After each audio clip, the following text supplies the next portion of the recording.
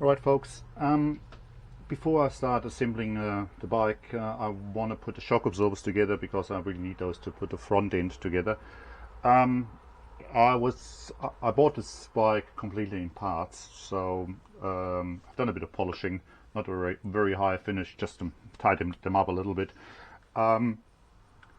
Shock absorbers are pretty simple and straightforward, and if you have the manual, you can have all the exploded views and everything, which is great. There are just a few things that you need to be aware of when you do this. This is where all the action happens with respect to sealing the oil inside the shock absorbers. So inside there you have an oil seal and you have a felt ring. The oil seal over the years of course gets hard, and oil will leak through it. Also the felt needs replacing. Now, important thing when you do the felt, and I did this wrong when I started, and that applies to all shock absorbers pretty much, and everything you do with felt. I found that you put them in dry, you never oil them or you never grease them, because as soon as you do, they'll start swelling up, and then you have a really big problem getting them getting them in, and B, then getting the shaft through the swollen up felt. So not a good thing to do.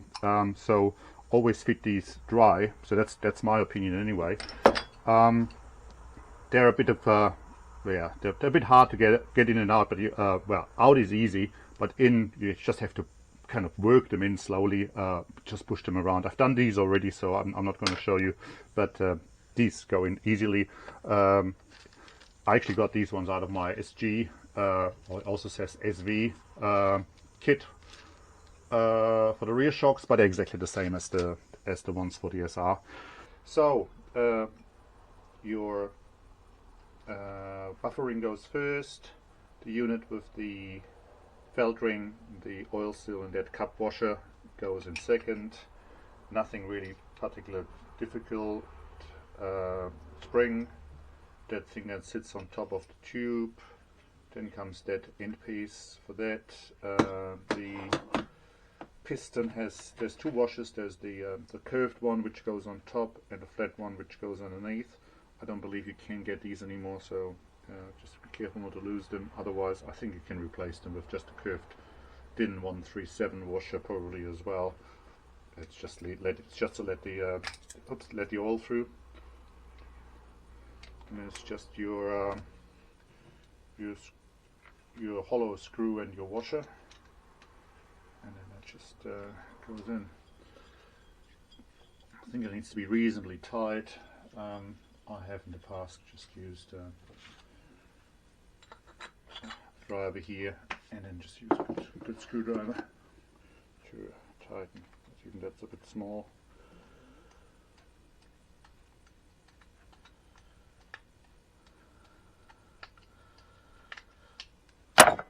I've got from my impact driver a nice bit here that's quite rather big, and it's got a size 10 shaft, so I might use that just to tighten it nicely. So that should hold. Okay, so that's all together. Next step is to put the sleeve in. So just make sure that the sleeve works well over the piston. That's not a good one. I tried this one earlier, so it should slide up and down nicely and easily. So as does this one. So we'll put that into the bottom strut, and then I'll just fill it with 90 milliliters of oil. I'll just use an old syringe. I've got some fork oil here. Hopefully that'll work. I haven't got any other good oil at the moment. If it doesn't work, I'll replace it later. This is really just to fill it for now. So I fill in the 60 ml first. That's a 60 ml syringe, and I tend to put it on the outside of the inner tube. Keep the inner tube as clear as it'll overflow later anyway.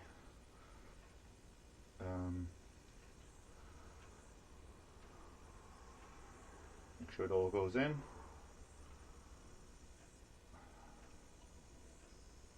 And then another 30 ml on top of that.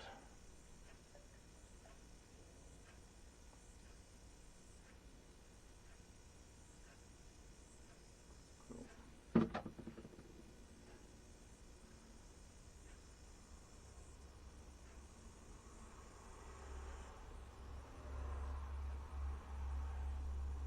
And then comes the tricky part of getting it all together again. Okay, that's done. Spring, I put a little bit of grease on it just to prevent it from corroding. Then comes our assembly here. So push that down because that obviously needs to screw into the top of the strut here. Now this is a very fine thread, so the tricky bit is not to get it cross-threaded. So I think I have to change the camera up a little bit so you can actually see what I'm doing. So I'll just do that now. Don't get dizzy when I'm doing this. So hopefully that'll is in picture now. So I'll just drop that in here. Oops, yeah, that's in. Okay. Now, very important is not to cross-thread that top bit in the strut. And what I found helps is using a size 10 mil, size 10 spanner, and just pushing that down while you turn it. And I'm taking it off out of the vise now because I found it's actually often easier to turn the bottom rather than trying to turn the top. So just push that down. And it's really just a question. I use the edge of the spring as a lever, obviously, to push it down and make it nice and straight. And then I'll just turn the bottom, and that normally gets it started. I think that's already started now. So if it goes hard, it's cross-threaded and you don't want to force it. So I'll now use my size 22 spanner, which I've ground flat, so it fits easily, nicely in between the spring, and now that kind of just beautifully screws in. So it's exactly the same with the SG shock absorbers as well. Try to avoid cross-threading it, and then I just use a driver and tighten that up, and that's all done.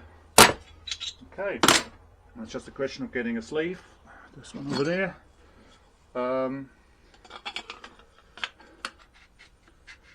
And I am, in this particular case, because I haven't got any other ones, I am using stainless screws, but I'm very careful because stainless inside aluminium is a real has a tendency of stripping the aluminium very easily, so I'm not over tightening this. If I can find some better screws later, I'll put them in. This is really just to hold them in place now. Oh, forgot the felt, of course. So alright, so do this. Reverse back out of this one.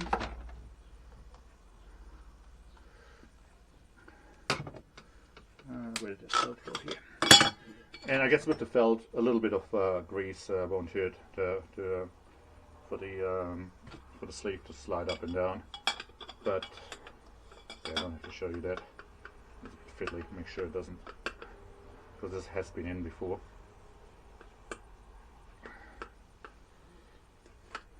Here we go. Oh, right. Try to do things on camera, of course they don't work.